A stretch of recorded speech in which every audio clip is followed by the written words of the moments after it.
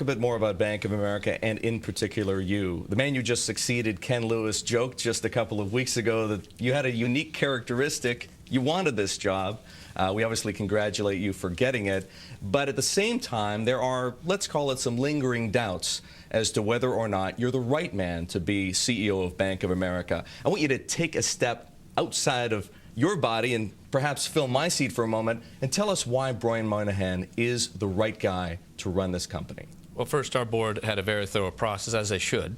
This is a major company, has a major position for our shareholders, for our associates, and for our customers. And so they looked and did a thorough search, and I was the result of that search. And I think it reflects the depth and amount of work they did. They spent a lot of time thinking about it. What I bring to the company is tremendous energy, I think, a knowledge of the businesses, a team spirit to bring all the associates together. I believe our company is only as good as the person that carries our brand into an encounter with a customer every day, whether at a banking center, whether at an investment banker, and everywhere in between. You just talked about some of your strengths.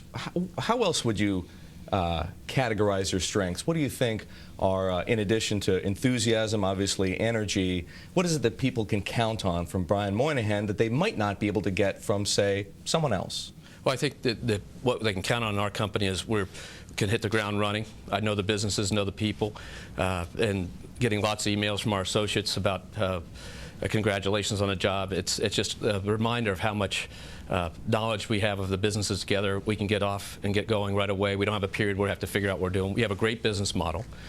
We have a great franchise, and now we just have to execute. And to have that message come from someone who knows the businesses, someone's been inside the company, somebody has a followership, and also somebody who realizes the power and strength of our team is a great message for our company.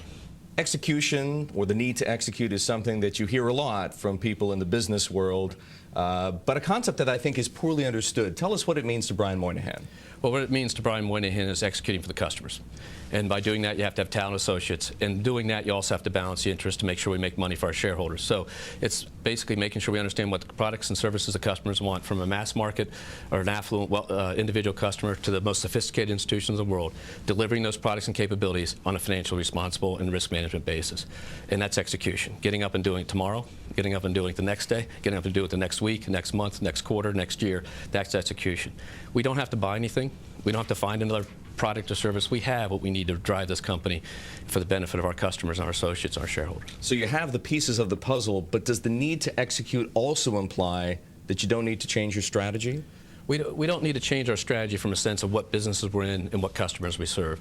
What we need to make sure, we as an industry, the whole industry, is that we don't repeat some of the mistakes we made in the last 4 or 5 years, which are around of extending too much credit, trying to grow market share faster than we probably could as an industry and as a company, and those types of things. But those are around execution within a core business model that has been put together over tens of decades and is a very strong model.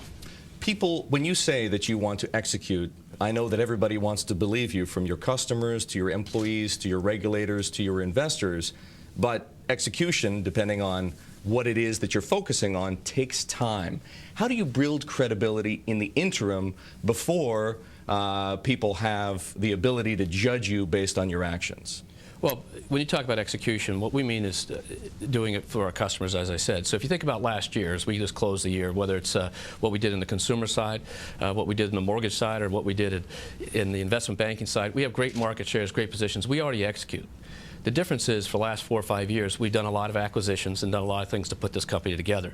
That is behind us. And so is the economic crisis at its depths. And now we still have to work through a tough economy and potentially a slow recovery here. But if you think about it, that's all behind us. So we put together a franchise, and now it's about, we can be released to just focus on doing a great job for our customers, continuing to do what we do best, and not have to focus on integrating acquisitions and things like that. We still have a little bit left to do on Merrill, a little bit left to do on Countrywide, but by and large, we're getting that mostly behind us.